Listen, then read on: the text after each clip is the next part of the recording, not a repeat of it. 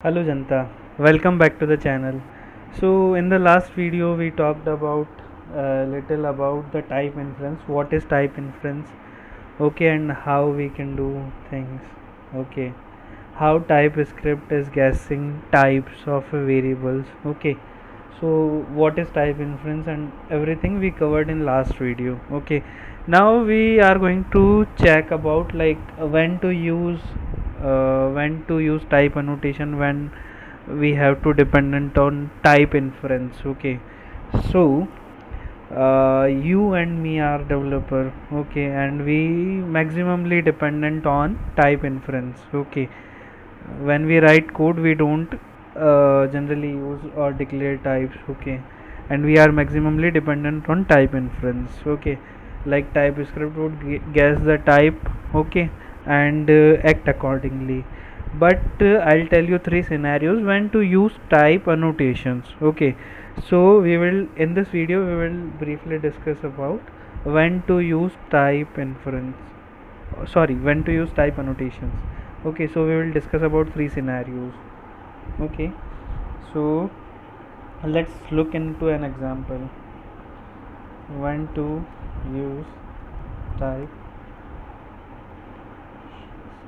okay. So in previous video we saw that we declare when we don't declare, okay, uh, with any type, okay, when we don't declare any variable with any type and we are not initializing it here, okay, and we are initializing it in next line, okay. So it is kind of returning any type, okay. So what is this any type we will talk about in this video, okay. So first scenario when to use type annotation, uh,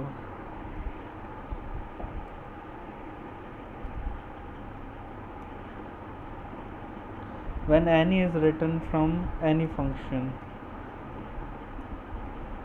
when any type is written from any function, okay.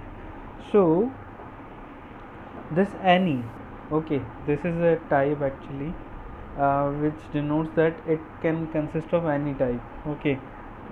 It can consist of number or a string or any other type. So whatever the value which this any function is returning, so suppose we are not defining any particular type to that function, okay. So we will get this any type, okay. Let's look into an example.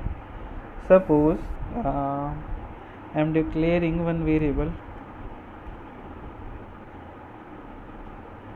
coordinates, okay. This is a string, okay.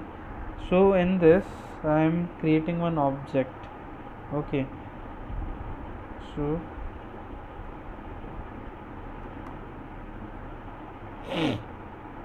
y, I'm taking y as a 20 value, okay. I created one object, okay. Now I am going to parse this whole string, okay.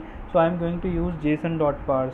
This is basically a json string, this coordinate, okay. So I am here I am parsing this json string into actual json, okay. So parse coordinates, okay, and I am using json dot parse for parsing this particular coordinate string, okay. Now I am doing this and I am doing console log just to print what this json dot parse is returning, okay. So I did this, okay. So basically what it is returning is it is returning an object, okay, with uh, with x and y coordinate, okay. So it is basically returning an object with x and y coordinate. But let's check the type, okay, what this function is returning, okay. So I am getting this any type, okay, here. So it is returning any type, okay. So let's talk about a little like json.parse method. What this parse method returns when we pass any type of value to this, any string when we pass. Okay, suppose you pass a string. Okay, so this json.parse will return a string. Okay, suppose you pass uh, a number in a string, so what it will return, it will return a number. Okay, suppose you pass an object in a string, so what this json dot parse will return, it will return an object. Okay, so what json dot parse is doing, it is basically taking a string and returning something on behalf of that string. Okay, so basically there is no particular type it is returning, it is returning a type of any, like particularly like there is no type it is returning. Suppose you are passing number, so it is returning number. You are passing boolean, it is returning boolean. Okay, so it is basically returning a type of any. So see this here, it is returning basically any. Okay, and what here it is saying is converts a JavaScript object notation a string into an object. Okay, so basically it is returning any, if we can see here. Okay, so what we do is like if we talk about this any type. Okay, so this is like a disaster, okay, in the code actually. Now I can do this thing. Now I can define any property here, it will not show me anything. Like this is saying like unused expression, but I can define this property to this parse coordinate, and it is saying nothing. Okay, nothing to me, that this is an error. Why we use TypeScript? Basically just to check whether there is an TypeScript basically checks whether there is an error in the code or not with the types, with related to types actually. So here it is not giving me any error. Okay, तो अब like ऐसा है कि कोई error तो मिल नहीं रहा है इसके through. Okay, because the type is any. So in above cases if we check, okay, I am changing back this apple count to the I'm giving a notation.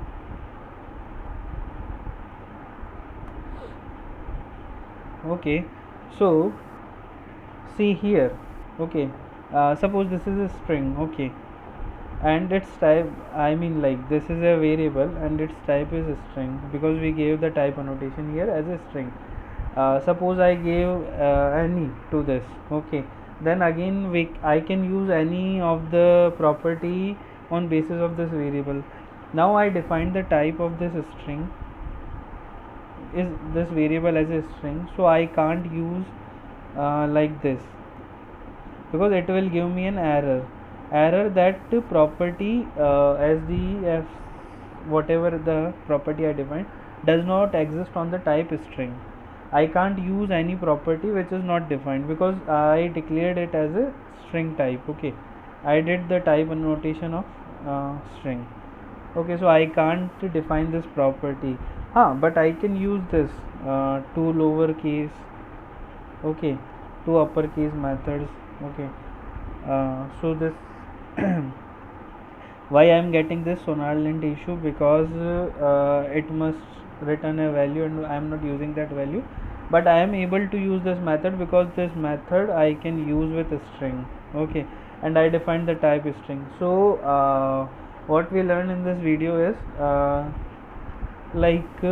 why the scenarios. Okay, the first scenario, when to use type annotation. Okay, so this any type is basically a dangerous thing, so we need to define particular type to this.